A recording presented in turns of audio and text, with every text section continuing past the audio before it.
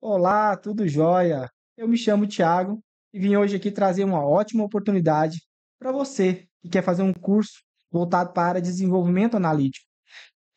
Eu trouxe hoje aqui um apanhado de um curso muito completo de validação de método analítico voltado para a área farmacêutica ou de biocombustíveis ou outras áreas afins que aplicam a validação nos seus estudos.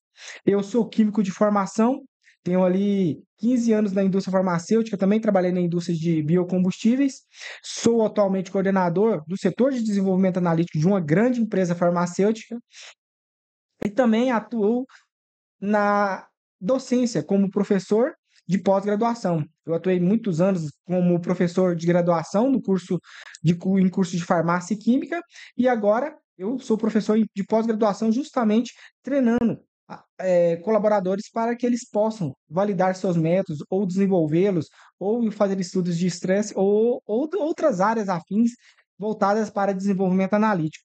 Então, toda essa minha bagagem, todo o meu histórico dentro da indústria para esse objetivo, conseguir desenvolver você, sanar dúvidas, resolver aquelas dores que a gente sente quando a gente está desenvolvendo um método, tem que validá-lo da melhor forma, cercando todos os parâmetros, fazendo um relatório muito bem robusto, com rastreabilidade, gerando métodos robustos, exatos e precisos. Então, você precisa entender todo o contexto, não só da aplicação do estudo em si, mas de toda a parte de documentação como também da parte de protocolo, relatório e de toda a rastreabilidade do seu estudo, além de ter uma grande bagagem na área na área de estatística aplicada à validação de métodos analíticos. Então, todo esse curso traz essa tratativa, tenta passar todo esse meu conhecimento para resolver problemas que vocês possam ter no seu dia a dia. Eu trouxe aqui uma palhinha, um detalhezinho aqui para você perceber o tanto que o estudo de validação ela tem uma complexidade alta, mas se você for bem guiado, isso vai se resolver facilmente. Eu trouxe aqui um pequeno resumo de uma parte estatística do estudo de linearidade, que é uma das partes que eu considero mais pesadas do estudo de validação de método analítico.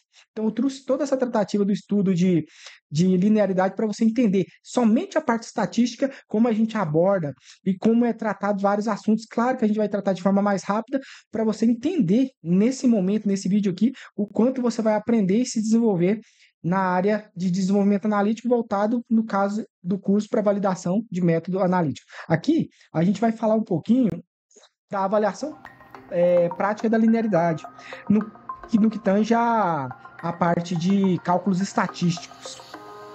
Então, como que a gente vai começar falando aqui?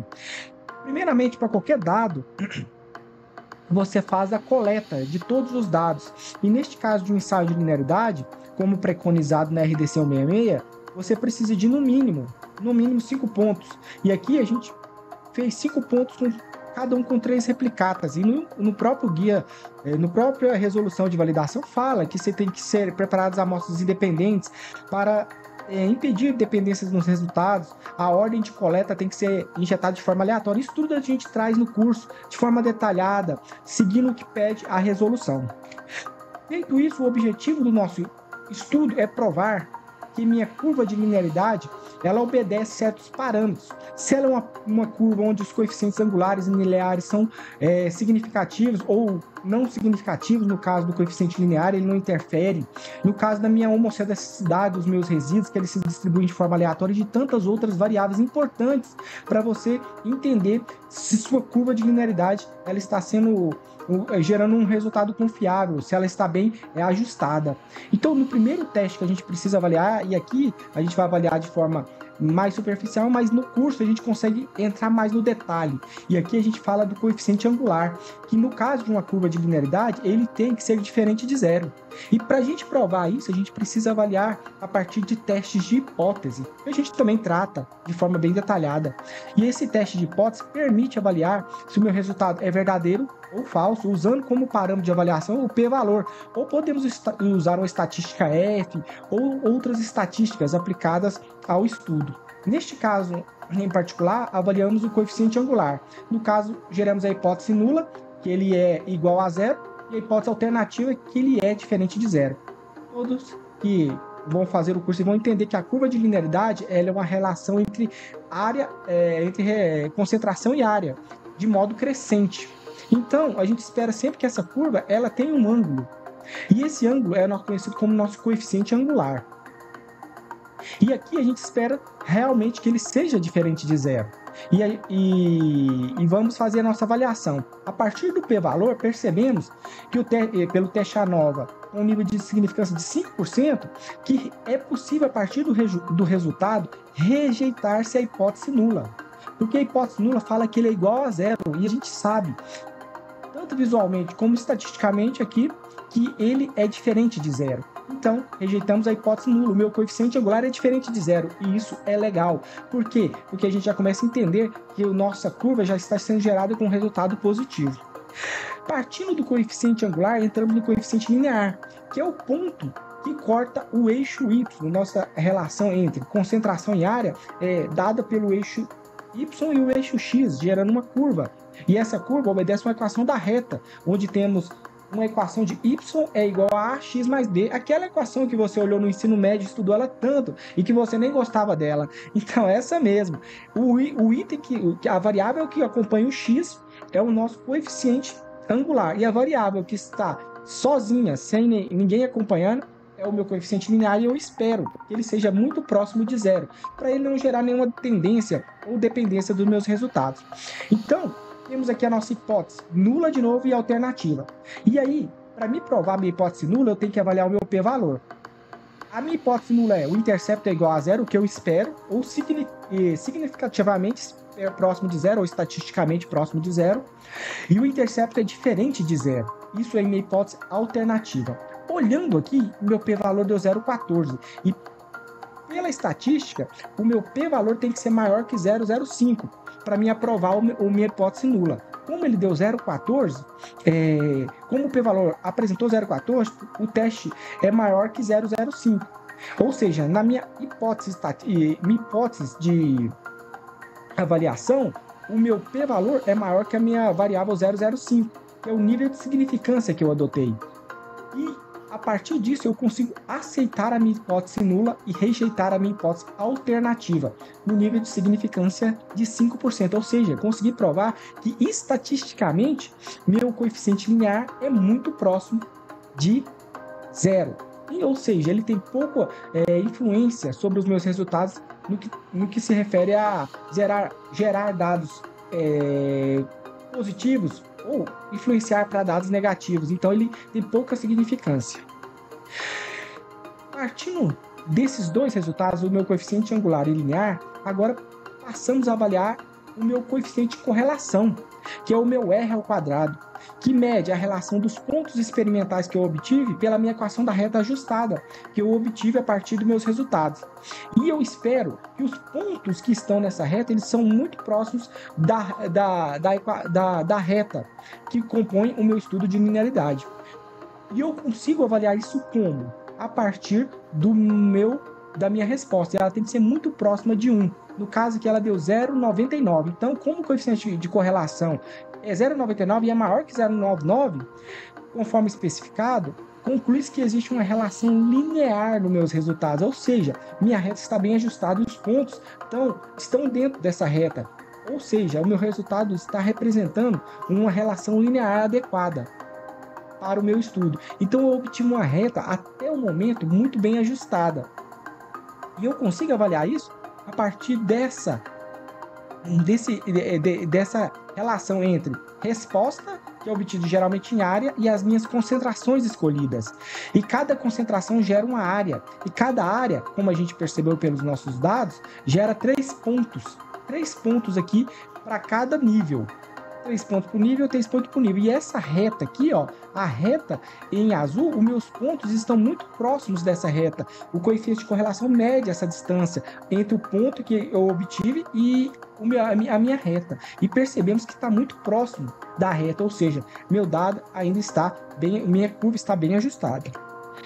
Mas isso não é o bastante, a gente precisa avaliar os resíduos do modelo.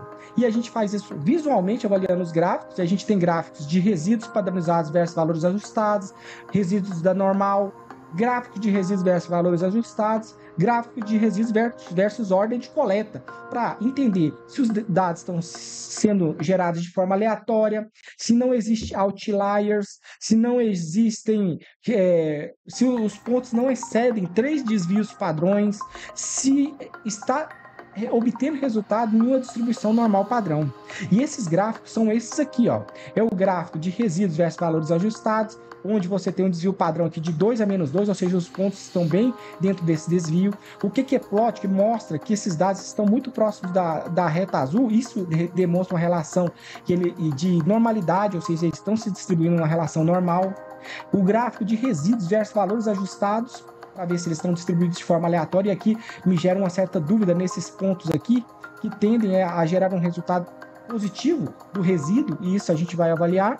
E aqui o gráfico, onde os dados estão distribuídos de forma aleatória entre resíduos e ordem de coleta. E esses gráficos a gente avalia no detalhe no curso para tratar cada ponto deles e ver a influência de cada resposta. Se existe algum ponto ou um outlier, a gente está avaliando. Visualmente é possível, mas a gente também precisa aplicar um teste estatístico para provar toda essa avaliação. Aqui, para determinar se meus dados estão numa distribuição normal padrão, eu vou usar o Shapiro-Wilk. Pelos dados, eu consigo perceber que estão, mas aplicando o teste de Shapiro-Wilk, eu vou ver, estão distribuídos numa relação normal? Hipótese nula. A alternativa, não estão distribuídos. Avaliando o p-valor deu 0,50, ou seja, o p-valor deu maior que 0,05. Pelo teste de Shapiro-Wilk, não se rejeita a hipótese nula, ou seja, estão distribuídos numa distribuição normal padrão. Isso é muito interessante para o meu modelo. E aqui nós vamos avaliar mais um ensaio de Brush-Pagan, que ele vai avaliar a homocedaticidade dos meus resíduos, se eles estão distribuídos de forma aleatória. E aqui já tínhamos avaliado essa tendência aqui de distribuição, mas vamos avaliar o teste. A partir desse teste é possível avaliar, eles estão distribuídos de uma forma aleatória? Minha hipótese nula está falando isso. E minha hipótese alternativa falando que não, que eles não estão distribuídos de uma forma aleatória. Pelo p-valor, não é possível aceitar a hipótese nula, porque ele deu menor que 0,05. Ou seja, rejeita-se a hipótese das igualdades das variâncias. Ou seja, eu não consigo dizer que meus dados estão distribuídos de forma homocedástica, porque eu não consegui aprovar a minha hipótese nula. Ou seja, tem-se um resultado heterocedástico. Toda essa nossa avaliação chegou a esse momento aqui, onde os dados são heterocedásticos. E para esse ensaio, eu apliquei o método dos mínimos quadrados ordinários, que é uma forma de avaliar a minha linearidade. Só que chegando aqui, eu percebo que eles são heterocedásticos. E a partir disso, eu não consigo prosseguir com meus resultados.